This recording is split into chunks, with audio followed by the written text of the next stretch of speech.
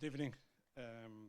It's with great honor and joy that Fundação Rui Cunha Foundation welcomes Professor Cristina Oswald. It's an honor having you here and to talk about such an interesting topic that we will, are willing all to listen and to know a little bit more about Macau and Macau, how it was seen in the past elsewhere, especially in Europe. Let me just brief the audience and the ones that are here, but also the ones that are seeing this on a live streaming through Facebook and through YouTube, about Cristina Oswald and their excellent career in research, in investigation. Professor Cristina, sorry, holds BA and MA degrees in art history from the Faculdade de Letras da Universidade do Porto in Portugal, and she is PhD in history on civilization from the European University Institute, Florence, Italy, with a dissertation from Modo Nostro to Modo Goano, Jesuit art in Goa between 1542 and 1655. She prepared a postdoctoral research project on material culture of the Jesuits and the male mendicant orders in Portugal, India, and Brazil, 16th up to 18th centuries, at the University of Minho, Universidade Nacional de Educación à Distância, Madrid, and the University de Campinas in Brazil. She's participated in several and coordinated several great numbers of international research projects, which we would like also to highlight her participation and acted as historical consultant to the film Silence by Martin Scorsese, that I'm sure that most of you have seen. So such a great and faithful representation of the central area of Macau that we all could witness. Thank you for not having something else over there in this such an interesting and dramatic film. Finally, she's presently coordinating a project involving the Macau Polytechnic University and the Universidad de Sevilla in Spain on multilateralism and the Western and Chinese art and architecture during the early Qing dynasty. Thank you so much. Thank you. Professor Cristina Oswald, the floor is yours. Cristina is enough. Thank you. Well, dear friends, before I begin this presentation, and I will try to make it quite informal, so to apply to your participation, to the debate. Otherwise, it gets a little bit boring, I think, except for the pictures, of course. I would like to acknowledge my gratitude to the Rui Cunha Foundation, and especially to Dr. Rui Pedro, whom I met with Joaquim Ramos, and Joaquim is the man because he has always great ideas, and in particular to, of course, to Francisco for all the management.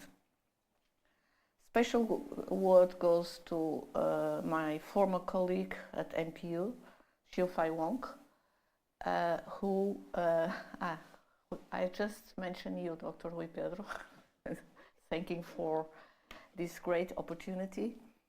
Xiu-Fai Wong, who during some kind for 2 years, I was discussing with my colleagues with our colleagues in Australia about this designation, about this array of paintings.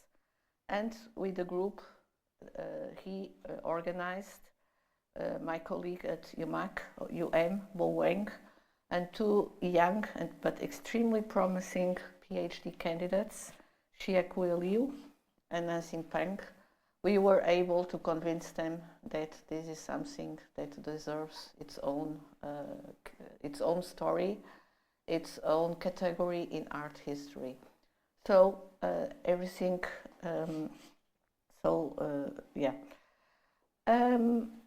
So today I will precisely make a few comments about this quite short but nevertheless important array of paintings, and relógio always. Sorry. About. Desculpa, esqueci-me do telemóvel. Obrigada. About this short, around 300 more or less paintings, at least the ones that are extant. We will see one case, and there are many more that we know. No, we will see two cases. One is especially spectacular, as we will see, the one by Robert Burford. And because even if there, and I will speak about it later, even if there is, of course, a strong link to the famous China trade paintings, Macau trade paintings is something per se, is something on its own. That was my point, or that is my point, and that now it's also the point of these young students, and of course of my colleague in Sevilla, Pedro Luengo. And so, as we will see in 60 or 61 paintings, and here is we will maybe come later. This is this designation applies to or encompasses a group of paintings that are both made in Western techniques, such as oil on canvas and watercolors, but also, even if they are less, and this is also a difference towards or vis-a-vis the China trade paintings, because one of our points, of my point and of now of my colleagues, because we are working together on this, is that Macau trade paintings have, in a way, or a stronger Western imprint, because also of the thoughts of commission, of patronage, and because, of course, of the famous Canton trade system. This is the highlight, but they are different because Macau and Canton played quite different roles within this complex system. And so this also means that most of, and some I really think are extremely beautiful, most of these paintings are at least attributed. Some can be traced, the chronology. For instance, the diary by Harriet Lowe, the American who lived here and was so famous. Her diary permits to and of course to put a different chronology to a few of the portraits. So this is really a group of small, as I say, but nevertheless oil on canvas, watercolors, gouache. This is, for instance, a mixed one. This is also very interesting, this mixture of techniques. And often we have, very often, we have techniques, and this is also very interesting. For instance, the glass on painting, reverse painting is a European technique, but that it was imported, of course, to Macau, to South China, and then, of course, to Beijing and to China as such. But it got much more refined, much more. If we are, and I think we can say something like that, a much better quality here than it had in Europe. Okay, so this is also interesting from my point of view, that when you get such a production or techniques that are imported from Europe or even later from America or whatever, and also from Japan, and we'll see some examples in a while. Nevertheless, often the place where they come, they have a better production. In many ways, can arise, and I think some of these paintings really demonstrate this important point: how a peripheral point like Macau and Canton in a while can turn into central areas of artistic production. No, it's here. And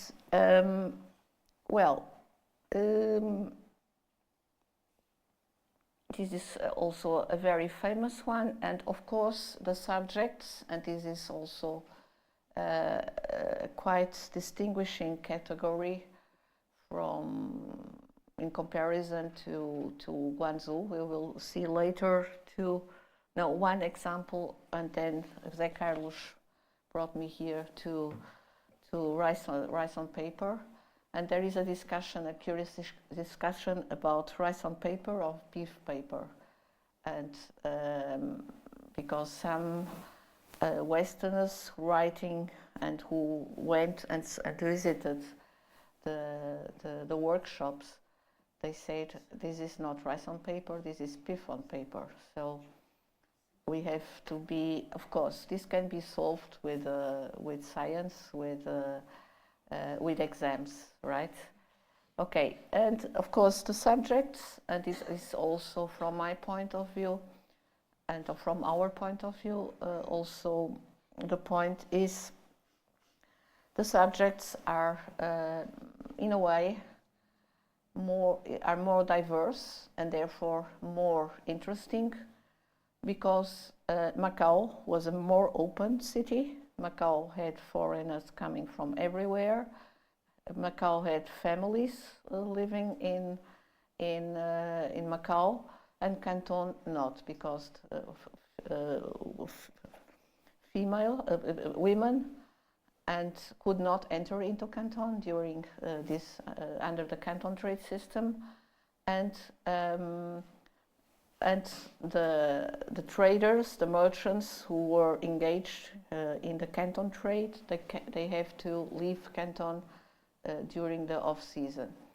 So the presence of the Western population was stronger here for a longer period, and the functions were also diverse. Canton, this is a little bit general, but I think it's nevertheless valuable. Canton was the place where people went to trade, to make money, and Macau was the place, of course, they could also make money here, and but was the place where people had fun and leisure, and this is also the period in which Macau emerges as a tourism center, which still is as a world tourism center.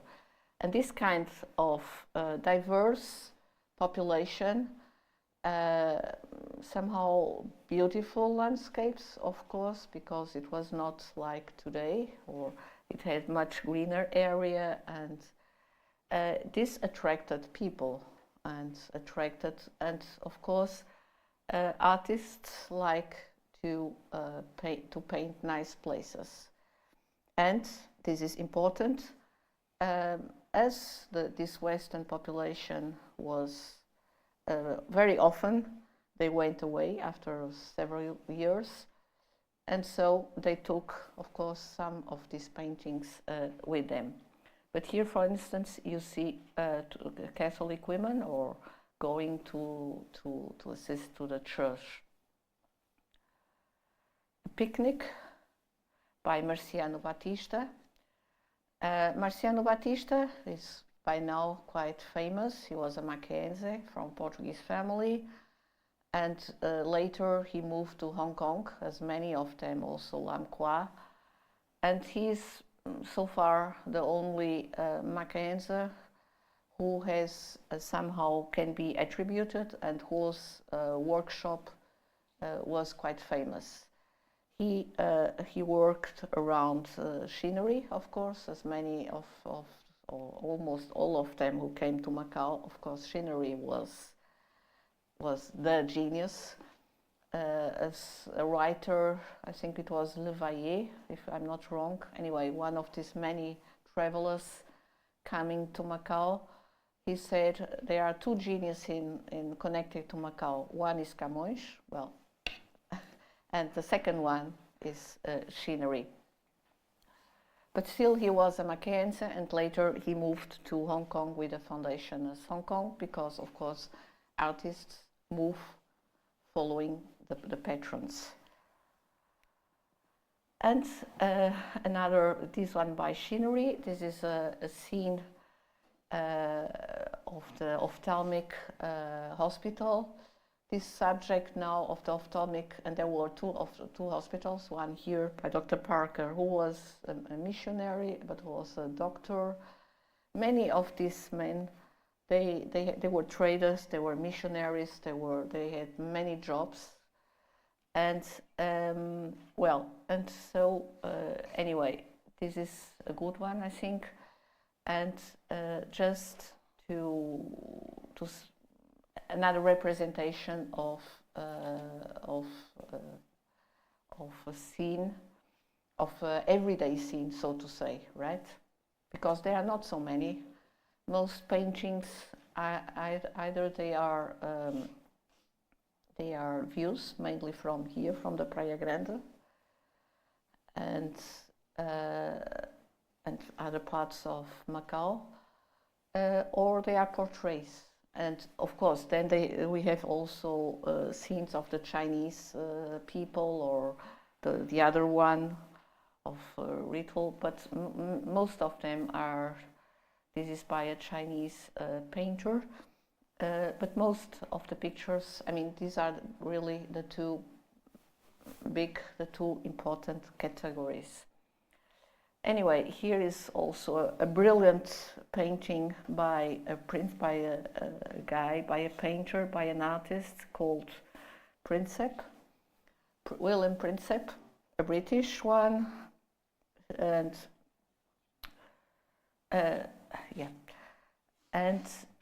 ritual, of course, subjects, of course, if you. And this is also very, I think this also contributes much for the diversity of these paintings vis-à-vis Canton. Canton, traders couldn't stay, painters couldn't stay, because all Western couldn't stay except for this short period of time. So they didn't got the possibility to somehow get inside they were confined to the Hongs area, and so they didn't have the possibility to interact much with the local population, except of course for trade. And this William Prinsep is one of the many, and we are now, one of our papers, we try to make a list of the ones we by now figure, of the many Westerners who came as so-called traveling artists. Traveling artists, the first one was traveling artists are, as the name says, they were artists, they were paintings, they were mainly engravers and sketchers, and then often when they came home, they are either they painted, as it was the case then later. I have here by not George West, another one. Anyway, they or other people painted, made paintings from their sketches. The problem is there is still lots, but I mean science is like that, and the more you dig, the more you find, and the more questions you make also, because at the beginning you seem to have clear ideas, but the more you dig, the more trails of research open. And here, and this sorry. Anyway, lacquerware, Macau, China. This is also quite interesting, and to my knowledge, quite unexpected. Because, but these are paintings. Okay, they are made with gold. Still, they are paintings. And one very curious category of these paintings are exactly lacquerware, or also fans made in made, for instance, in ivory or paper, and that depict the South China cities, such as Macau or Canton, or later, and especially the cities open to the trade, or not the cities, the anchorages open to the trade, and this is now, well, more or less treated by a colleague of mine from Portugal, Petisca, Joana Petisca, Real Senado.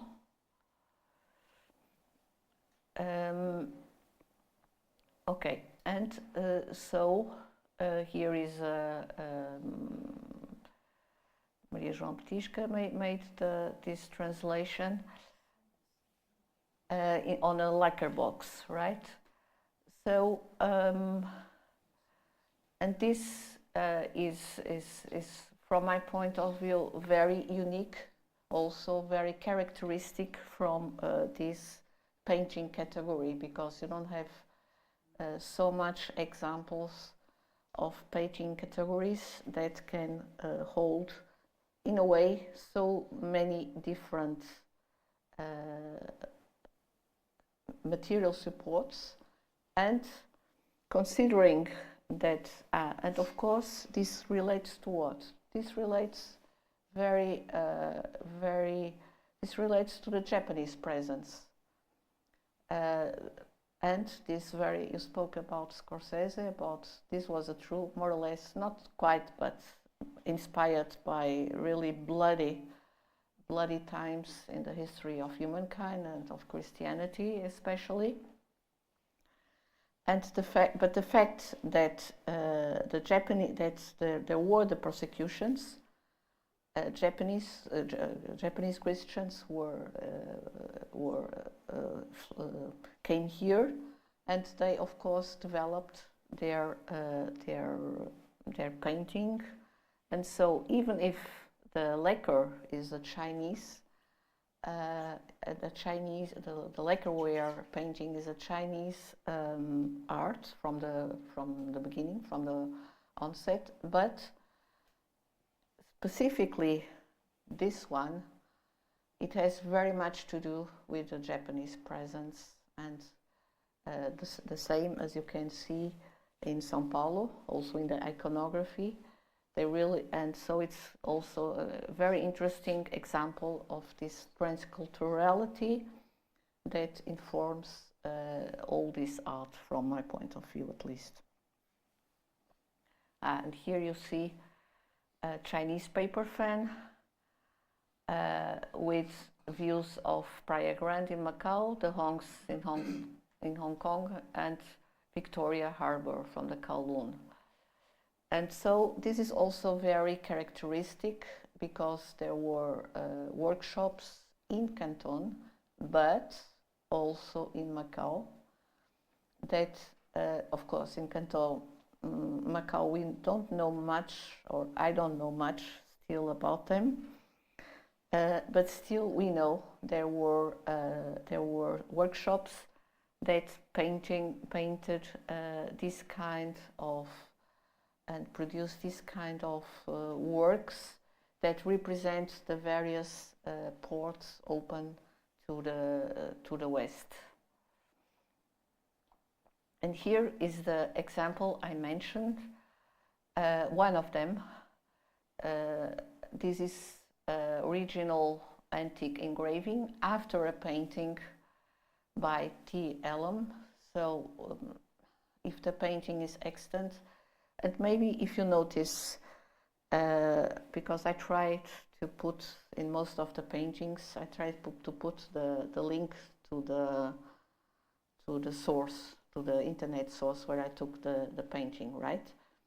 And most of these paintings are circulated by Sotheby's, by Christie's, and by Bonhams. Bonhams is the most important art gallery dedicated to topographical paintings of Asia in functions in London.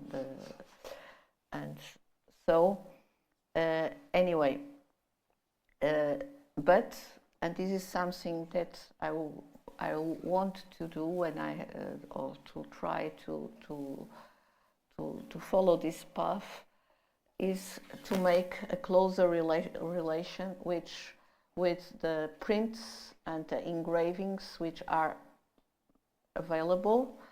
And people like Bourget, he was a traveling artist, the most important one. He stayed here for 9 months, which was really a lot. And so he's considered the second best painter, so to say, if we can tell that, of course, after Shinri. So, but this link between engravings, but for instance, Bourget and many of these traveling artists, and some were official. Why? Because they came with embassies, they came with, well, I mean embassies, I mean here political and trade embassies, of course, or economic if you want to say. But you have to think this is something that happens before or shortly before the age of photography, right? And actually, some of these paintings, they were like Heine or even Alom, they were also photographs. So something that I think must be done is try to connect more the various artistic expressions, because one was inspired by the other, and people like Bourget or like Daniels, and many of them wrote, of course, their reports from their trips to China, and they illustrated them, right? So there must be, there are links that are still quite unknown, because, these paintings now, they are available online, because Sotheby's and Christie's, all of them have or the Portuguese ones, have their catalogs online, but of course they are in private hands. So maybe in some years it's possible to say, and I hope so, even if somebody else do that instead of 300 there are 600 or so, because of course there are some important collections. One is at Peabody Essex Museum, because Peabody Essex Museum, Massachusetts, was a place of where the fundamental place in China trade. So this museum was built upon the objects that were taken to America. And here, one of the first views by Chinese painters. And these are very interesting, and I'm very grateful to my friend and Xie Liu for these two. This is not so good, I'm sorry. I only noticed when I saw in this big, but I will have better ones. These Gentiloni paintings he discovered because it was, of course, in a Chinese paper, but now it's also translated since last year to English. Anyway, the Gentiloni was a diplomat who probably bought these paintings. They are in Hong Kong. But they bought these paintings during his in Brazil, curiously.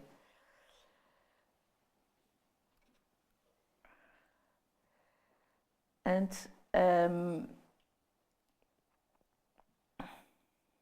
yeah, this painting is a really very interesting one because it offers a very rare synthesis of trade, agriculture, and maritime activity in late 18th century.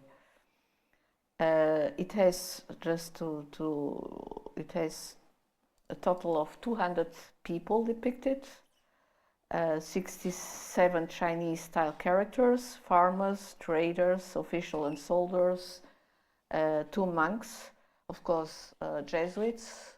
They couldn't miss, porters. Anyway, it's a very complete visual illustration of the life of Macau during this period. I just took a few details, and this one is much better than the first. It's not complete, but anyway, curiously, you don't see in this painting, you don't see foreign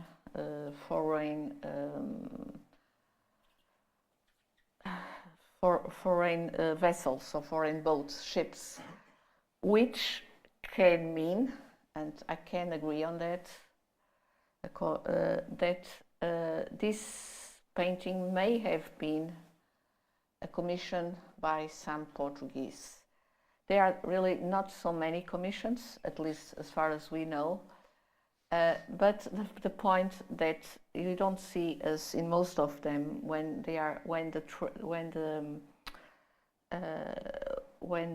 especially Praia Grande or also Taipa or Porto Interior, they have all the kind of ships involved, of the countries involved with this production. And here again, the various churches. Of course, you are the architect, Francisco, so you are much more better in saying to what extent this is urbanistically and architecturally true to nature, but still is an amazing work from my point of view.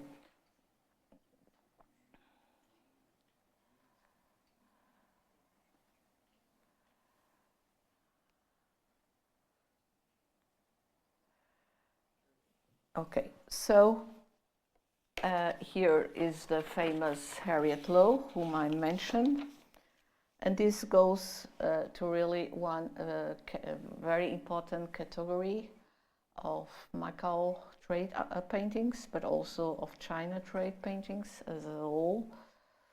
And it's interesting. Why? From my point of view, at least, because the Jesuits, of course, they brought the oil on canvas painting to Macau, and then, of course, to Zhaoqing, where we were some time ago, and Beijing and everywhere else, and Canton, of course, maybe to Canton. But the point is, and portrait painting was very popular already from the Renaissance. But paintings like this, I mean, portraits of or lay paintings in form of portraits, they really begin only 2 centuries or 1.5 centuries, 2 centuries after the Portuguese arrived in China, the Portuguese and the Jesuits. So oil on canvas remained somehow a religious category, and with this very cosmopolitan society that arose in this area,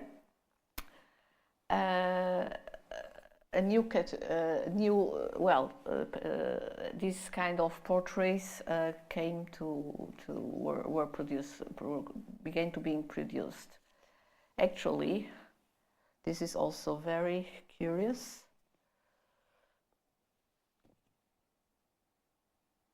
Yes, and here sometimes I put like this few sentences. Here, of course, these are private commissions.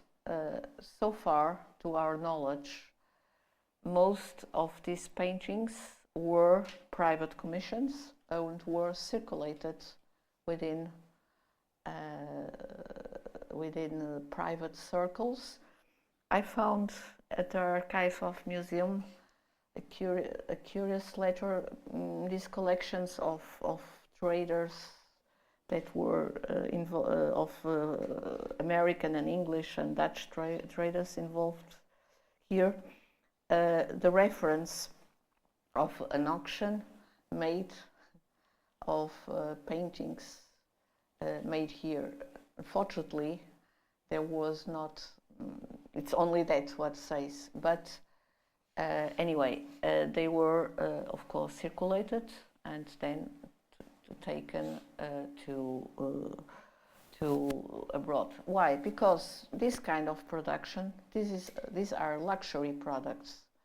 These were luxury products, and these are luxury products, right? Otherwise, I mean, they are sold by the main auction houses. They are not sold, you know, and the prices can be also quite high.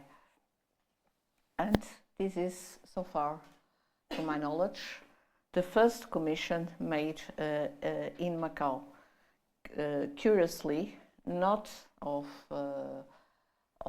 someone from Macau or someone living in Macau or some trader, but just from this group of people. That dates, and this painting dates to 1791, and the patron of this piece, the British Captain John McClure, requested the Chinese painter Spoilum.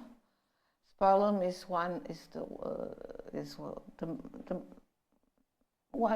maybe the most famous painting of the first generation to come to Canton, to paint, to come from Canton to Macau, to paint this painting. During his brief visit to Macau.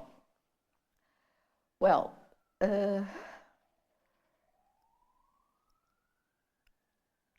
Yes, in my work, I'm interested in understanding how art relates to society, to economics, of course, in this case, very much, and also, and Macau is an excellent example of that, and to sociology, of course, it's very, very important. Is an excellent example of a so-called contact zone, right? A zone where so many people from so many countries, from so many cultures and religions came, and commissioning such. And the point is that contact zones, and of course Macau was not a typical colonial city. Actually, I don't think we can speak of Macau as a colony, but only as a city ruled by the Portuguese for 400 years or so, not a colony, because this is something different. but nevertheless, the portraits are an excellent case, especially when such lowish portraits reflect asymmetric relations of domination and subordination. And my point is that this, the point is that so few the Portuguese who were here, right, and still, and there are so few interest both from potential patrons as so few examples of the involvement or of the commission of Portuguese painters or artists. One of the few exceptions is this Metras, a romantic, but Metras was of German origin, very much related to Vienna, so to Central Europe. So it was not, so to say, a typical romantic painter. And of course, Camões is Camões, what it means for Portugal. But my point is also that these portraits were really something connected to this trade community that was formed mainly of Westerns, but also, and I have at some point here, for instance, the Parsis, who came mainly from Mumbai. And so they somehow reflect, or wanted to reflect, the individual success and the economic influence of these national communities. These communities were especially, well, here in Macau, of course, were minorities vis-à-vis the Portuguese and the Chinese, of course. And so most of these paintings really depict British or American individuals and their families. But, or of course, we have also some Parsis and the families, very important. And the families stayed here. So the families could, from my point of view, many of these paintings must have been painted here, because it makes no sense if we are here. They wouldn't take, and the traders, most of them didn't go when they were involved during their activity. They came always during the off seasons here. So these kind of paintings with the families, and so they must have been depicted here in Macau, and not, and especially with by Shinri. Even if Shinri, after 1855 or so, he sometimes went to Guangzhou, and also to Hong Kong later. But I think these kind of paintings, they required time, and the families lived here, so they must have been painted here. And the famous Lam Qua, another, he claimed to be a student of Shinri. Shinri said, no, he's not my student. But he claimed, and they later became rivals. But this is Lam Qua, for instance, and Song Qua, another one. They had both workshops here and in Canton, right? So that also means that especially paintings of families or whatever must have been, or many of the paintings of these individuals must have been painted here.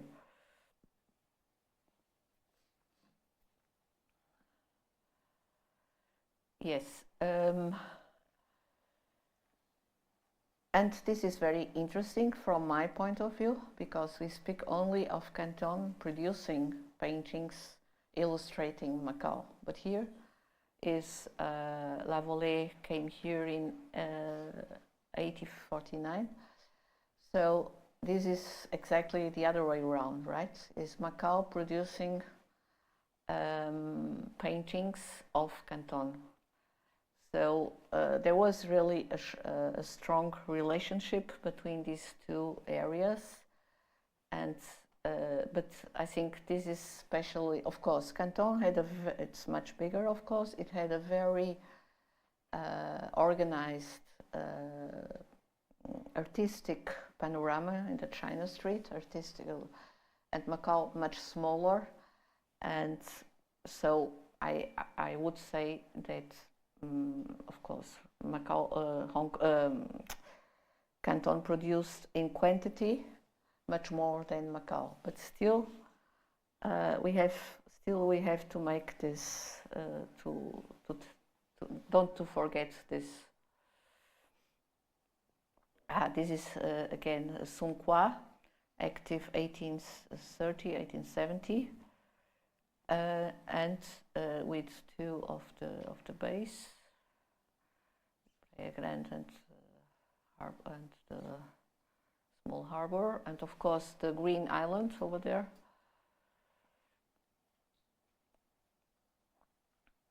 And the fortifications, for instance, this Sun Qua was a very detailed painter. His workshop was very detailed. This is also a characteristic of Chinese painting and art as such. And another William Jardine, another of this. Yeah. And this was, we were just discussing about beef paper and rice paper, because Zé Carlos brought, and I will then show them two paintings that maybe we can use them to have some argument together.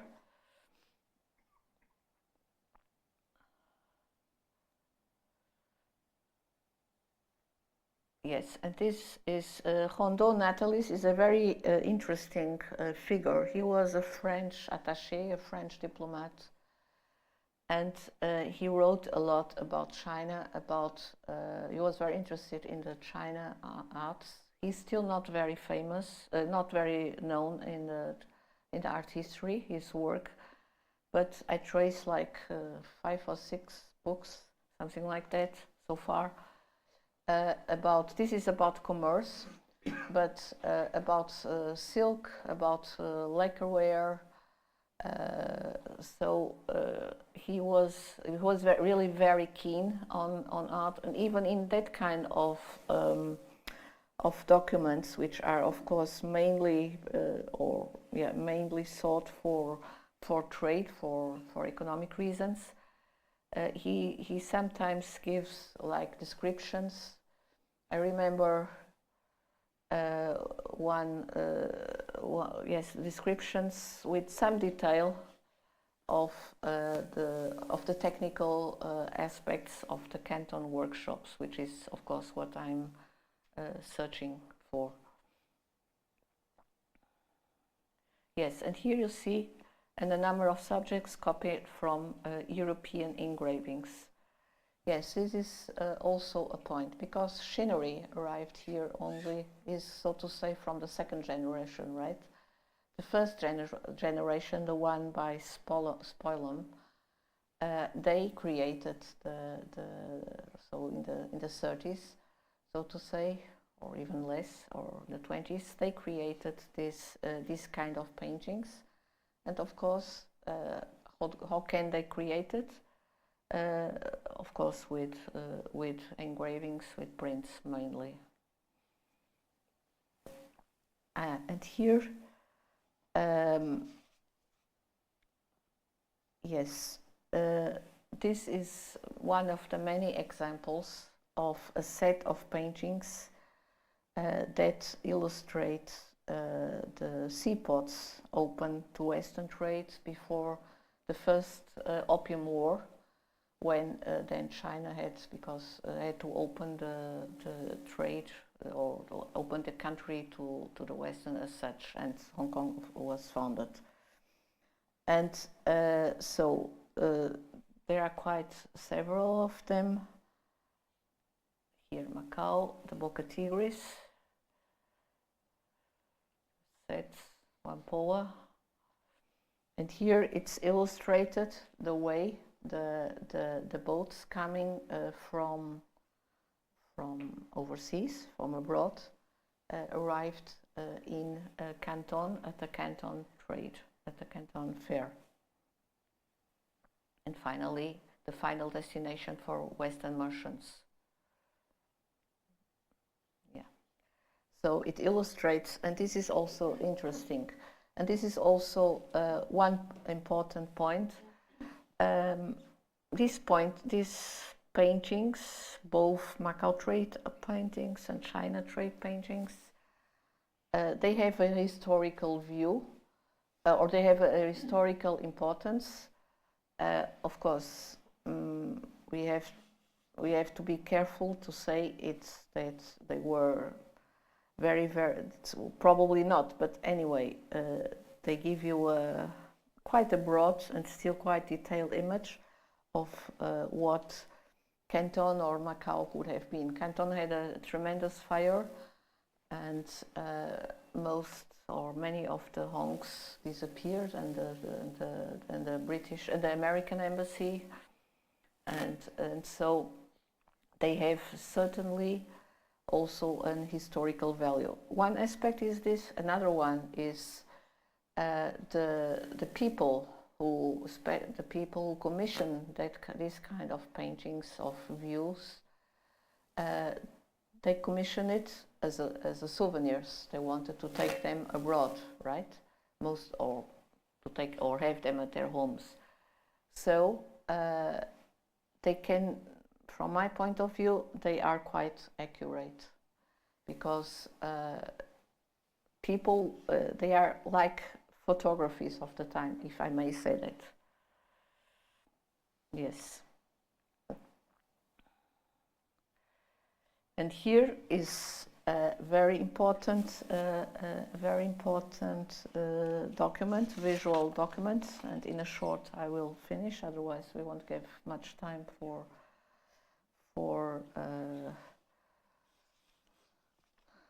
comments.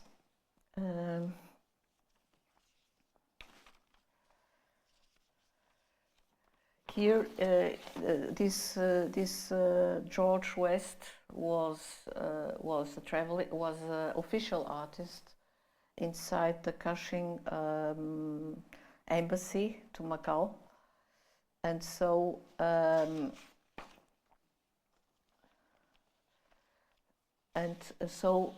this is just to show that the treaty signaling the end of the Canton system, so to say, 1844, was signed here and was reproduced by an official painter, an official artist. Yes, Auguste Bourget, a follower of Auguste Bourget, and this is. Fortunately, this is also very curious booklet. The panoramas were huge. It was a kind of before cinema, so to say, to show, and often with political messages, to show to the people, to the population, some kind of this panorama, and Rogério Miguel Puga, whom some of you may know, a great expert on Macau, he wrote a very interesting paper on Burford, arguing that this panorama had exactly a political message, meaning the defending, arguing for the importance of the British in Macau, And this also means that most of the houses of that are represented or sketched in this painting are owned by British persons.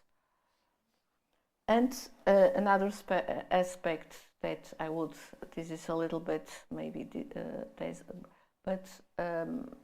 okay, this is a production from the 18th century, but the first images of Macau are mainly, they were not paintings, they were engravings, and very much for Peter Mundi travels in England, 1637, official embassy from the British side.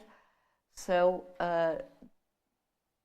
and of course, and so there is also something I would like to make is to establish a closer connection between cartography, which is very, very important, and painting. And clearly, cartography, as it was expected, in this specific case, is much prior than painting. Okay, and this is a Portuguese one, but this as well, and you see quite a few of the fortifications. Battle of Macau refers to 1622, to the Dutch attempt to conquer Macau. And yes, and San Qua, no, I wanted either, okay, yes, so, sorry, yes, the point is that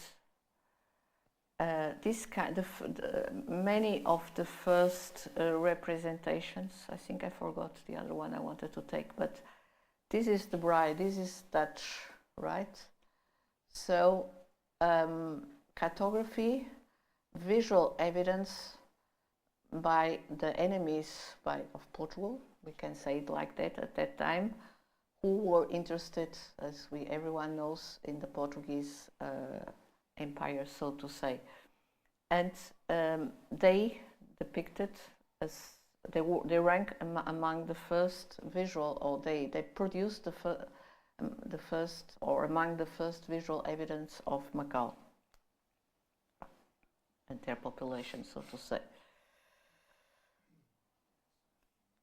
Yes, and here the point of San Qua, active Macau in Hong Kong. Of course, there are similarities between these paintings, because the painters could be the same, and meaning architectural features such as the terraces or the boats or the flags. But, and this is Canton, this is not Macau for sure, Canton has really its iconography, so to say, is this or this, right? Something that has to do with the tea trade. And this kind, so Canton has the hongs, but it's concentrated, so to say, on the hongs, on the trade activity around the hongs, and on the Chinese products that were produced and traded here. And Macau, by the contrary, even if Lancelot and Durin was a French merchant, but he lived the whole year here, but because some of them lived here for the whole year. And so, while Macau was very much more a place of leisure, the famous Lamquar residences of Nathaniel Klinsmann, where you can see really that depicting the importance of the beautiful nature that appears here. Yes, more, and very characteristic, and because of course when you, as today, when as a tourist, what you seek also in this case, well, the foreign community lived around that area, and this area was the more popular area where people just walk and had some nice breeze and so. But what do you really seek, and what you can see here, is a life different from the life you see in your own country, right? And so the famous tanker boat population that made famous also scenery. And here William Daniels, and this is one of the few cases. William Daniels and he was also a traveler, a traveling artist. He came here, and of course you cannot, in a few days or few weeks maximum, you cannot paint such not painting. It requires more time. So we know that he used to take the engravings and sketches, and when he arrived home, he then made some paintings like this one, a very British, very romantic historical painting. Yes, and two other places, favorite places, the famous Casa Garden, of course, also connected to the and to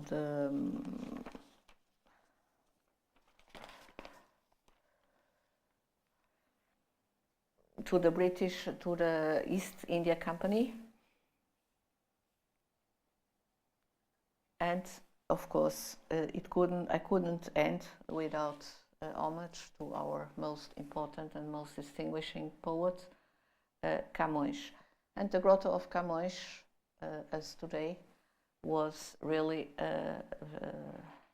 something that all foreigners, and maybe not only the foreigners, used to go and to illustrate with pen and pencil. Thank you.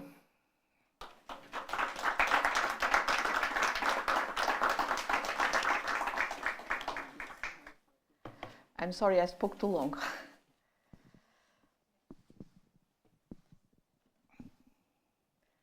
Questions, comments?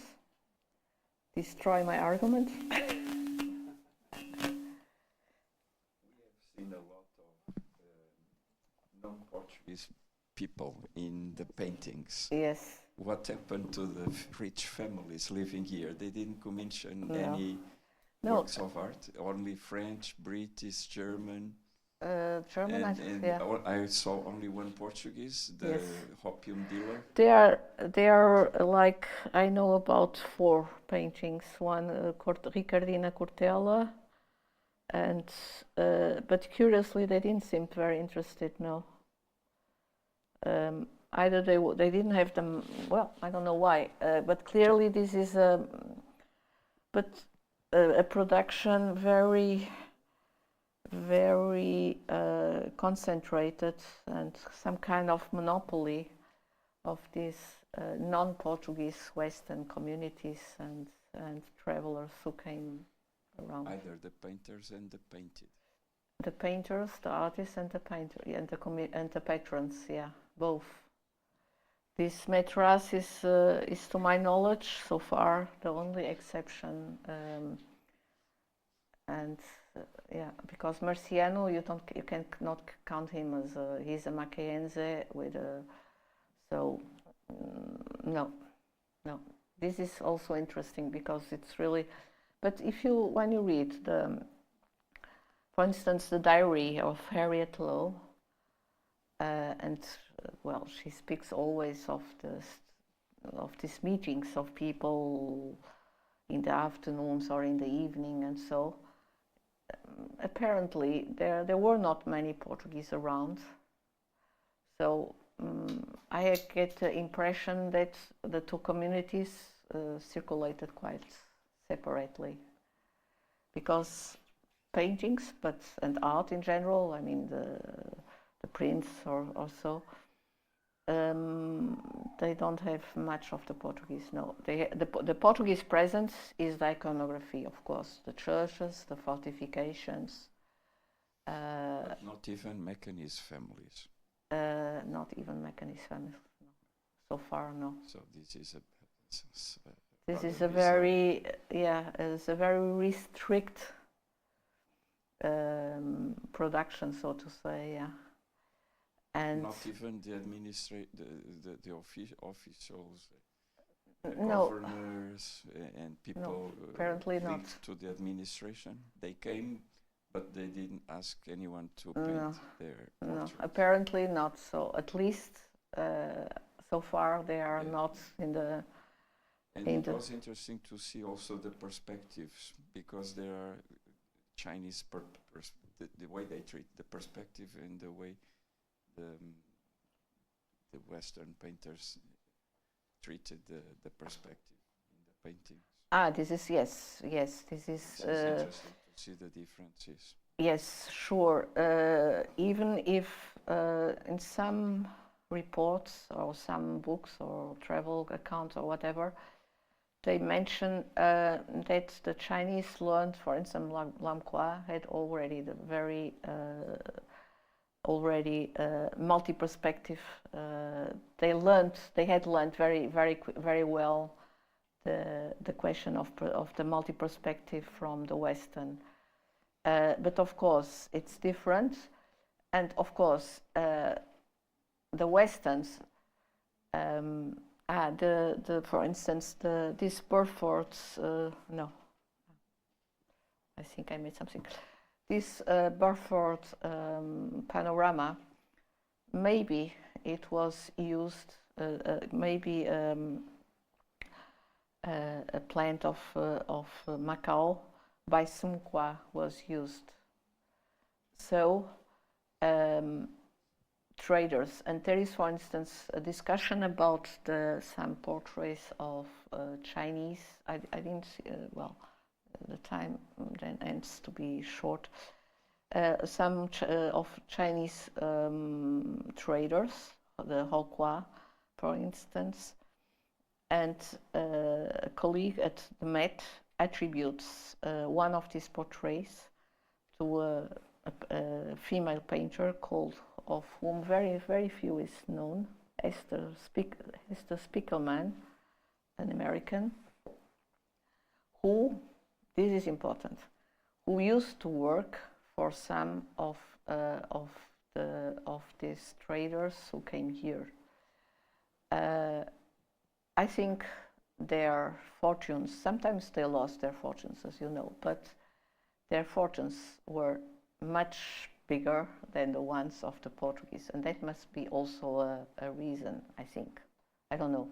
But anyway, the point is that, and I think it's a very good point, that this Esther Spiegelman may have painted this painting of Hokwa because she used to paint portraits for this trader who had been before here in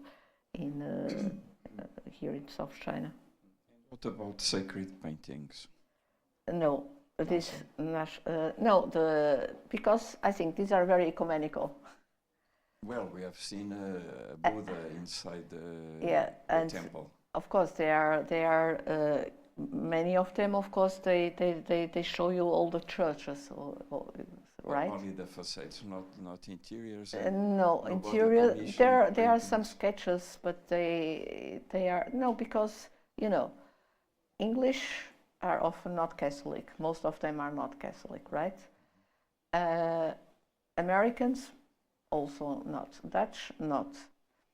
And so I think this is a subject that has to do with luxury, first of all, of course, and has to do with their function and their involvement with trade, right?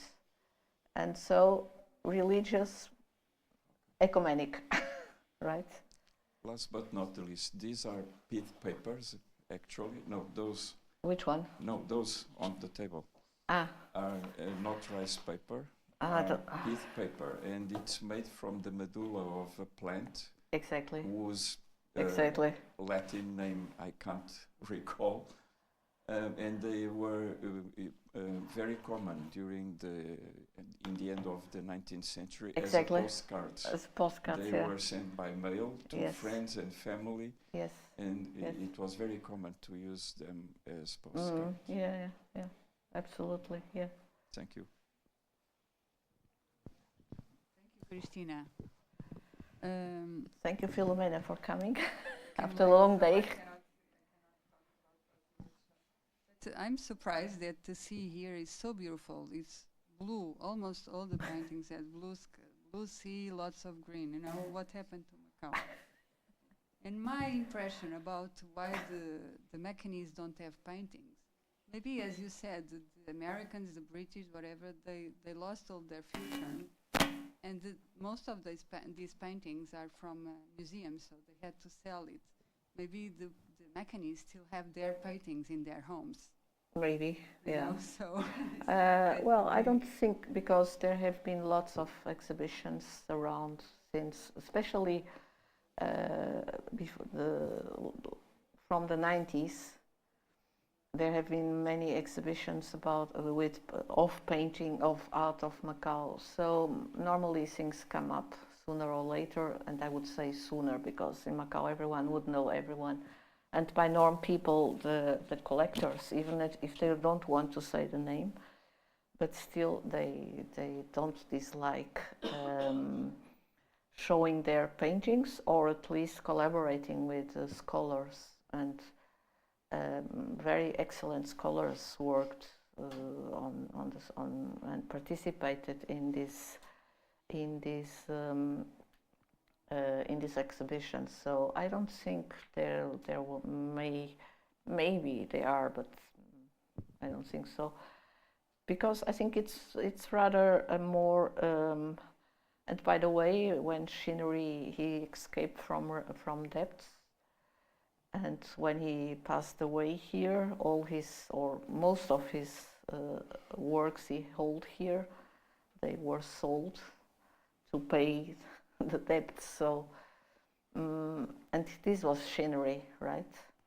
And this is also, you told about artists. Actually, there has been done very good research, and already very deep research upon the people who because he found people who learned from him and who Shinri circle, so to say. There is no only expatriates from America or from France or whatever, no Portuguese or so, because maybe also these were souvenirs, well, rich, expensive, but still souvenirs, with that should illustrate their life or their trip here, right? But then some, of course, were passed away here, but a great majority went back to America, to England, to what.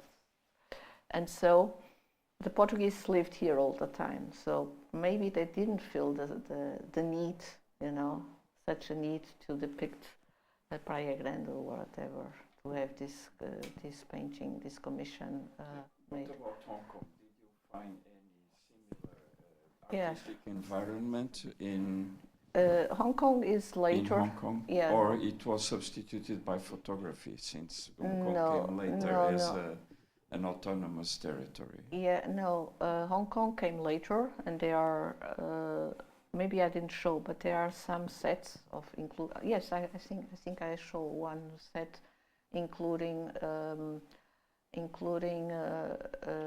Hong Kong. But it's later, of course, because it's after 1842. And the Marciano Batista, Lamqua, and others unknown workshops, anonym workshops. In Hong Kong.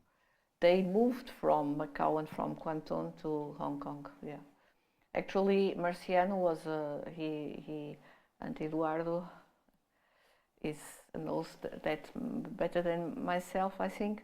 But Marciano was a lover of Macau, and when he moved to Hong Kong in the 50s, I think, 53 or 54, something like that, he nevertheless continued to depict Macau and to illustrate Macau. Yeah. But of course, he was, because the patrons, the patrons went to actually with the Opium War, the end of the Canton system. Macau and Hong Kong, Macau and Canton really had this decrease in their importance. So Hong Kong substituted, replaced, also in artistic terms. They followed the money. They followed the money, yeah.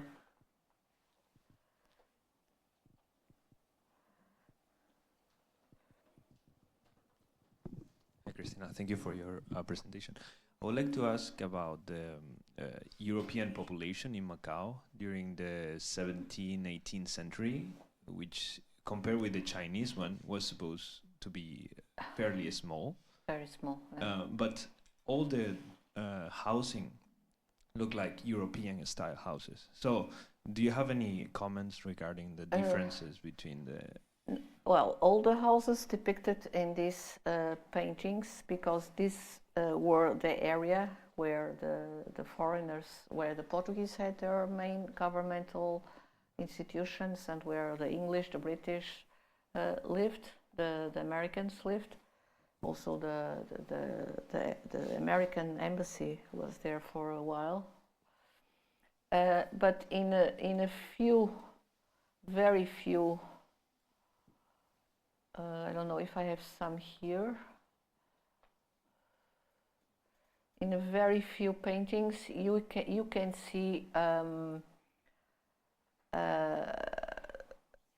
see Chinese construction. But I think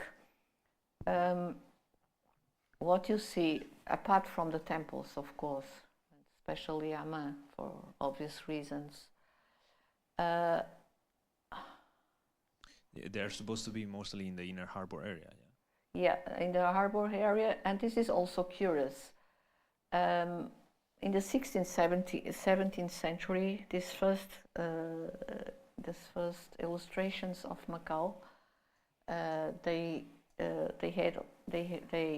focused, for instance, on Mong Ha because of the origin of Macau, right? But then Mong Ha, to my knowledge, except it's this Gentiloni. This is, to my knowledge, the latest representation of Macau, of Mong Ha, so far as I know, right? And yeah, the boats where you can see the Chinese, but yeah, this is a good point. Mainly European, Portuguese architecture. A few, I don't have here, I think I don't have here. A few, you can see some architectural Portas do Cerco, for instance, here, but it's not very clear, so I'm sorry. Yeah, but even if it's a Chinese painter, it's not very, you don't see much. Because, yeah, it's also, this was also, in a way, it's quite repetitive iconography, right? And you can see the life of the people. For instance, Shinnery loved to do that. Here you can see some foreigners. I'm curious to know if they have this traditional Qing dynasty kind of architecture or something more temporary, like the steel houses or the Tanka people live? These are really one of the few I know of where you can have some kind of. No, there is not much about it. No, because not even here. No, no. This is a very good point. Actually, there are some sketches and some engravings, but very few of the Chinese architecture of this Qing, early Qing dynasty architecture. Here you can see more, nevertheless. But the Chinese bazaar was out on the wall. There are a few, yeah. The Christian city was walled. Yes. Until Yes. late, I don't know which year, but it was until late walled. Yes. No, there are a few representations of the Chinese bazaar. Maybe I should have, but I didn't. I'm sorry. No, it's okay. But Because this is a very good point. Next time I will pay more attention. Because there are a few, not much, but a few paintings that illustrate. And here the Chinese bazaar. There you have some early Qing architecture, but by norm not. It's they yeah. This because is one of the few. most of the people, if they were not part of the Portuguese No, or European no. community, No, they didn't live within the city, no. the European city, so they live outside, right? Yeah, but they came here for. They came to the European city, right? Uh-huh. So But- they live maybe in the European houses. Yeah. No, the servants, yes, but the Chinese community, which was overwhelming 1 to 4 or 1 to 5, something like that, they lived in the Chinese, much bigger area. But curiously, there is not so much architectural. Anyway, I will explore this. This is a very good hint. I thank you for that. Because it's But- really not much, no.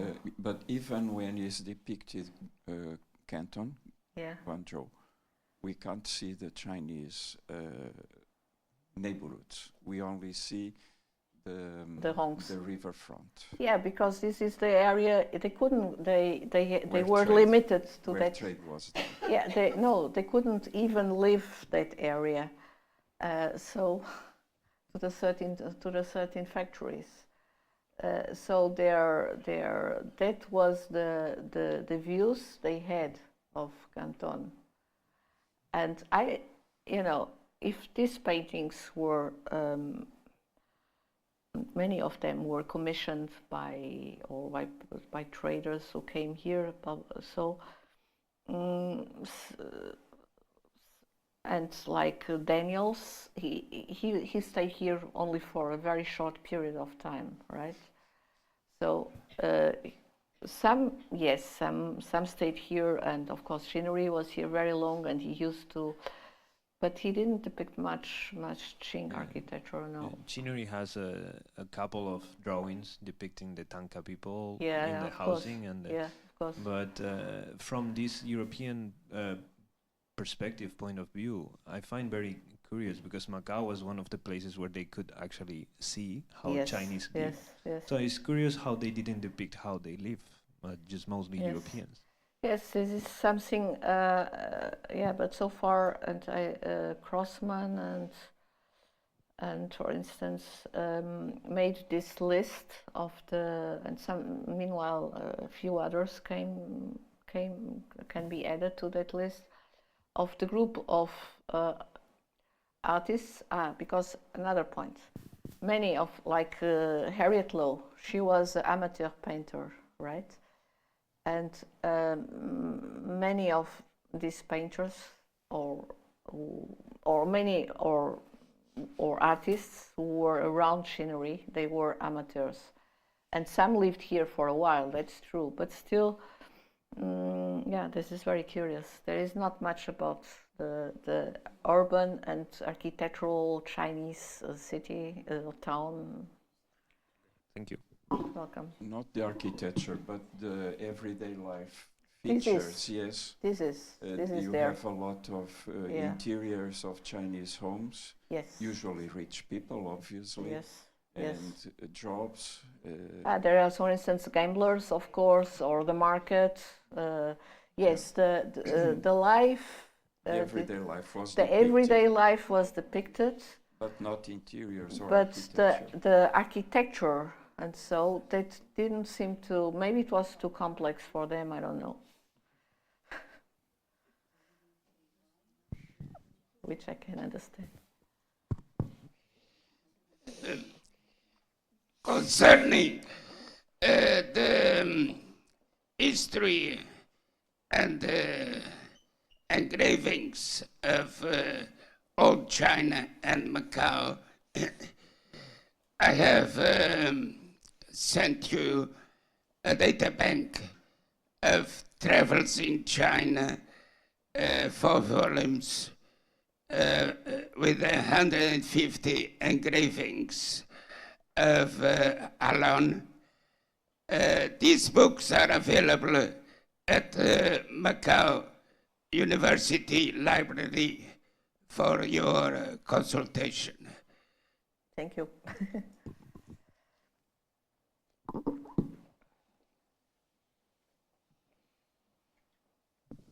The Museum of the Hong and the foreigner settlements in which Guangzhou we visited. also have a huge collection Yes, of of course. paintings. Of course.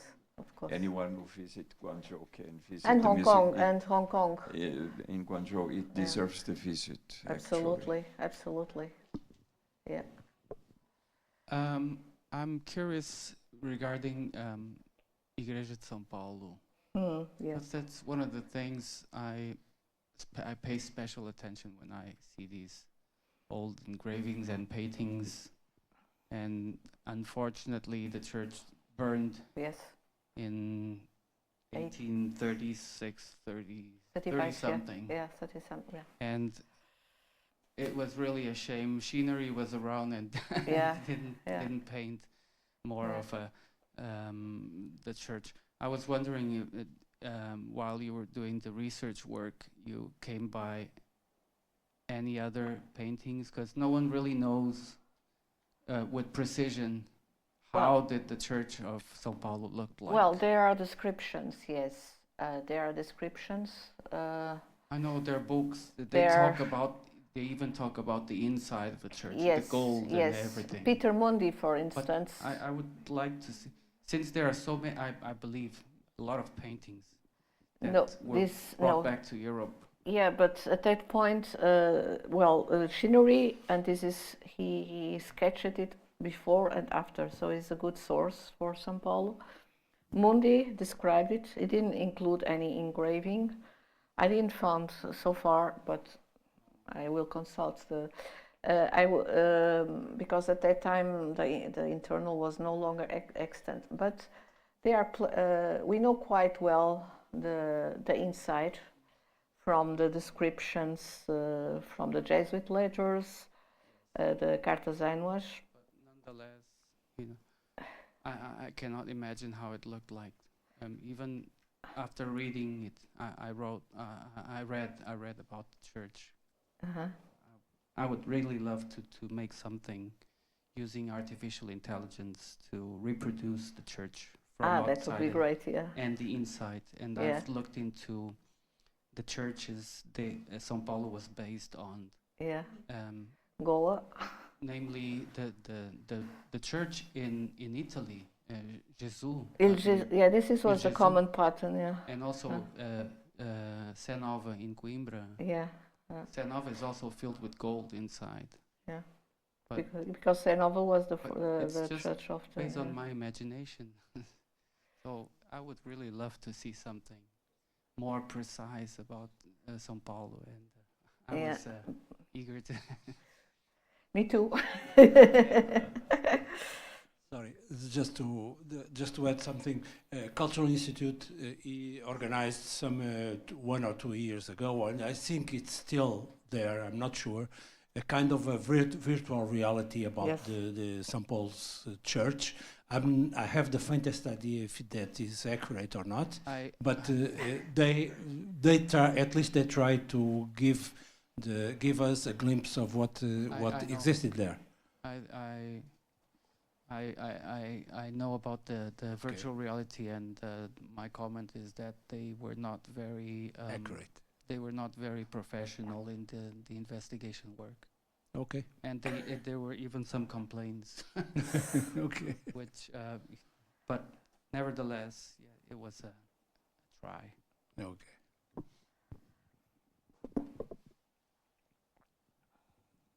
And also, just another comment, by the way.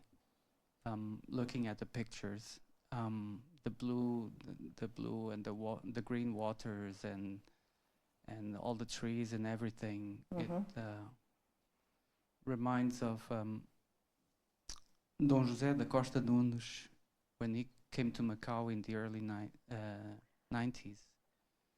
He was a journalist before. He wrote about how Macau had such nice weather, and Yes. the air was so clean. Yes. People from all other countries Yes. in Southeast East Asia with pulmonary diseases, Yeah.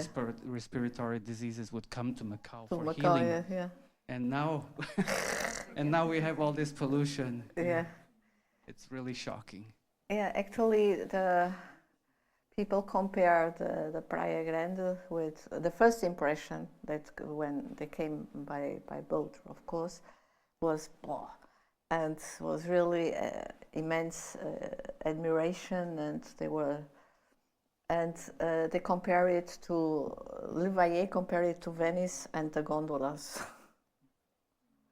with the tankers, yeah.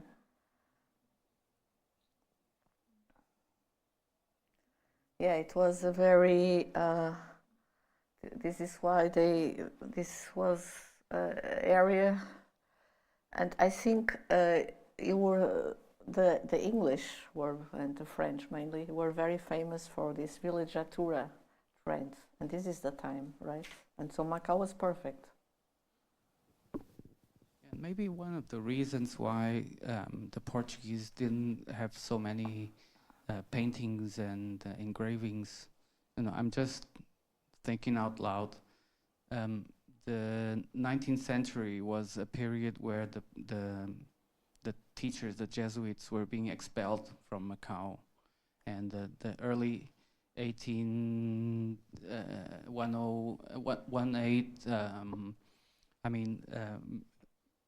The 19th century. The teachers were being expelled from Macau, and so maybe I think maybe there was a financial problem, educational problem, which eventually led to the creation of APIM in 1871. Yeah, because there were no schools, no teachers, yeah, and APIM was responsible for creating liceu yeah, and yeah, escola yeah, comercial, yeah, and yeah. bringing again education yeah, to the population. yeah. So while Macau was decaying, Hong Kong was rising. Yes. So the English. Macau and Guangzhou Yeah. were decaying. Actually, we speak about the tale of two cities because they were complementary, right?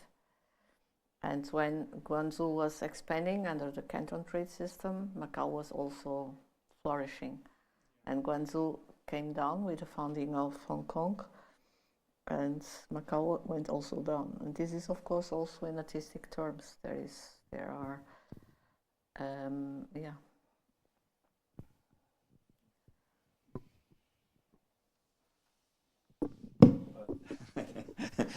It's still about portraits. Of course, it's another chapter, but the Chinese would commission portraits eventually for to put in the ancestor pavilion. No, I know that this is a different chapter because Yeah. you talked about the trade paintings, yes. but portrait was not something totally unusual. They made portraits By and many times from the cadaver already, Yeah. And I know that in the Ming Dynasty, for instance, they had already the paintings done with the formal vests, formal garments, and they just changed the face, and they cut the face and glued to the painting. Yeah. Because it was a kind of No, the portrait is but of course there's different subjects and different. It's a different subject. Yeah. It's a different subject. And but interesting, the I didn't show here, but we know that the first ones, of course, were commissioned by foreigners, by Westerners, but the Chinese found them, of course, very interesting, and so they began to commission like machinery, and these were gifts to the best trade partners. Okay. And so this is also the reason that some of these most well-known portraits, like the ones by Hokwa, who was considered probably the richest man on earth, his portrait ended at Met Metropolitan Museum because it was a gift, and there were like four or five portraits of Hokwa. That and several of them, at least, were gifts for the trade partners, right? And this is a very Chinese tradition of making trade. And for the interiors, came to my mind the erotic paintings of the Qing Dynasty, the so-called the famous pillow books that mothers would give to the daughters before the marriage. Yeah. And in those paintings, they depict the interior, because usually it's in the garden. Most of the compositions are made in gardens, not in the interiors. Yeah. But in that case, actually, they depict interiors of the houses. Okay.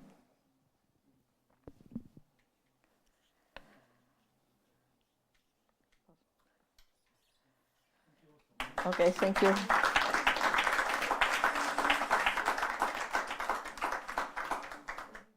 É melhor ver pela copinho, que é mais bonito.